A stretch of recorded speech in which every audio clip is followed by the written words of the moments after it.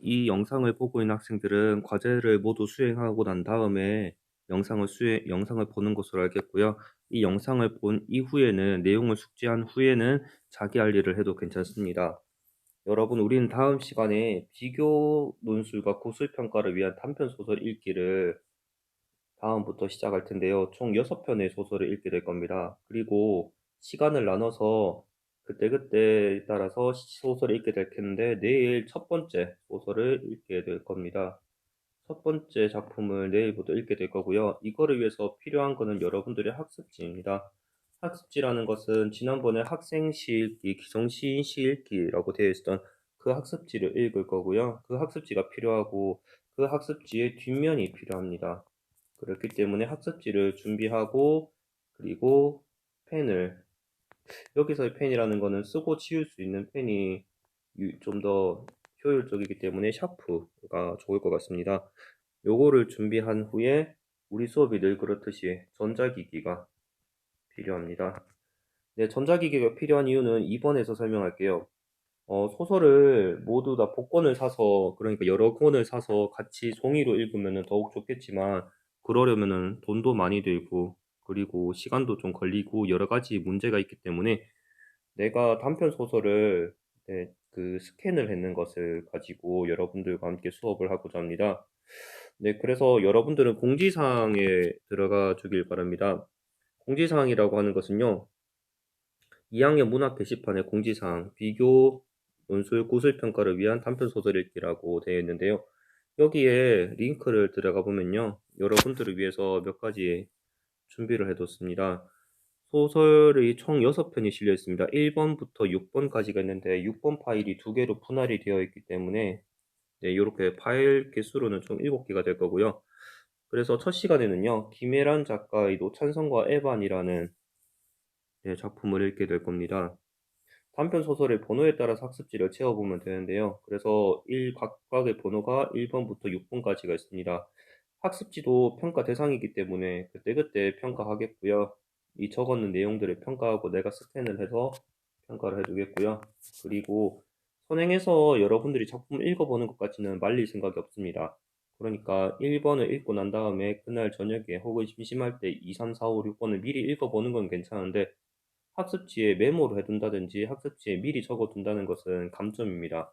왜냐하면 이것도 수행평가의 점수에 반영되는 것이기 때문에 그 시간에 맞게 적고 확인을 하도록 하겠습니다.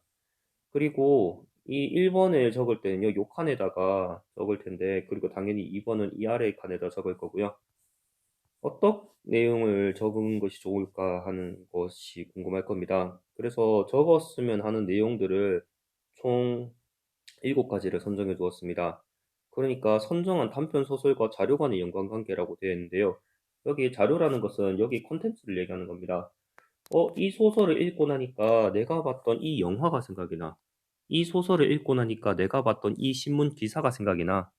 이 소설을 읽고 나니까 내가 봤던 웹툰이 생각이 나. 이런 것들을 여러분들이 여기다가 적어두는 건데요. 왜 적어두는지는 나중에 여러분들이 알게 될 겁니다. 적어두면은 확실히 여러분들이 유리한 면이 있을 거거든요. 혹은 이런 것들을 적어도 되고 아니면 여러분들이 그 단편 소설을 읽고 난 다음에 그 소설이 속한 큰 주제가 무엇인지와 그 이유입니다. 큰 주제는요. 총 5개의 항목입니다. 이 5개의 항목 중에서 나는 지금 읽은 이 소설이 이 항목에 속한다고 생각을 한다.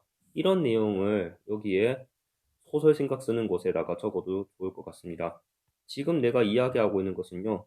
네, 소설 생각 쓰는 곳, 여기에 들어가는 내용을 중심으로 말하고 있습니다.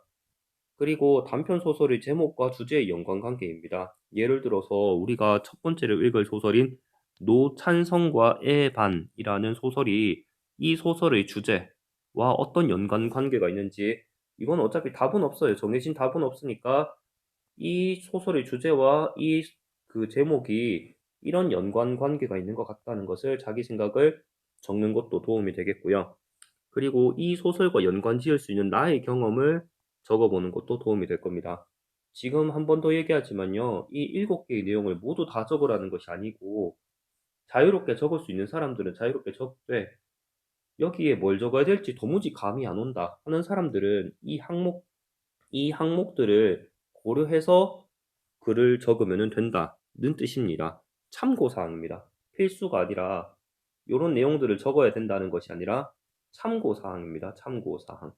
어떤 거를 적어야 될지 도무지 감이 안 온다 하는 사람들은 요런 거와 연관된 내용들을 여기에다 적으면 된다는 뜻입니다. 그리고 이 소설에서 인상 깊은 부분이 있었다면 어떤 부분이고 그 이유는 무엇인가? 그리고 토론할 만큼 의미 있는 질문은 여기 있는 것입니다. 소설에 대한 질문을 마이닝, 질문을 캐는 곳인데요. 그래서 이 소설을 읽고 난 다음에 이런 질문을 해볼 수 있을 것 같다. 이런 질문을 떠올렸다. 라는 것이 필요하고요. 그리고 이 소설의 글쓴이가 궁극적으로 무슨 말을 하고 싶어 하는 건가? 이 소설의 주제랑도 연관이 있겠죠. 이 소설의 주제는 무엇이고, 그렇게 생각한 이유는 무엇인가?에 관한 이야기를 소설 생각 쓰는 곳에 적으면 되겠습니다. 콘텐츠와 연관짓기까지 설명을 했고요. 이 학습지의 내용도 점수에 포함이 되는데요. 중상하로 구분할 예정이고요. 네, 그리고 내가 밑에 예시 자료를 역시나 첨부해 두었습니다. 이 예시 자료를 내가 스스로에게 점수를 준다면 중 정도 됩니다. 이 정도가 중이고요. 평가하는 기준은요, 분량. 이거는 분량을 안 볼 수가 없어요. 그래서 분량. 정말로 글씨 크기는 물론 차이가 있겠지만요. 거기에 대한 분량은 충분한가? 내실 있게 굉장히 자신의 생각을 구체적으로 풀어놓을 만큼의 분량이 들어가 있는가? 따로 포스트잇 같은 거는 붙이지 마시기 바랍니다. 왜냐하면 내가 스캔을 할 때 복사기에 딸려서 들어가기 때문에 포스트잇을 붙이면 걸릴 수가 있어요. 그래서 포스트잇 쓰는 것은 허락하지 않겠습니다. 그리고 아무 내용이나 적은 것이 아무 말 대잔치를 한 것이 아니라 내실 있는 내용을 적었는가? 그리고 소설을 읽는 해석과 관점이 와, 이거 참신하다 하는 것이 있는가? 그리고 여기에 콘텐츠와 연관관계인데요. 이 소설과 연관이 있는 자료들을 나름대로 생각나는 대로 적었는가? 그리고 여기 있는 질문 있죠. 질문들이 이 소설과 연관지어서 독창적이고 의미 있는 질문들을 만들어내는가 하는 것들을 중심으로 해서요. 기본적으로는 중을 주고요. 이 항목에 많은 부분들이 포함되어 있다 하는 사람들은 상을 주고요. 야, 이거는 그래, 내준 것은 고마운데 분량으로 보나 내용으로 보나 이건 정말 억지로 낸 것이 거의 분명하다 하는 친구들은 약간의 감점을 하도록 하겠습니다. 네, 이상으로 여러분들은 비교 논술과 관련해서 공지사항 영상을 확인했고요. 보고 나서 궁금한 점이 있다면은 이 공지사항란에 댓글을 달아줘도 되고 아니면 내가 교실에 있다면은 교실에 있는 나에게 질문을 해도 괜찮겠습니다. 네, 이상으로 영상을 마치도록 하겠습니다.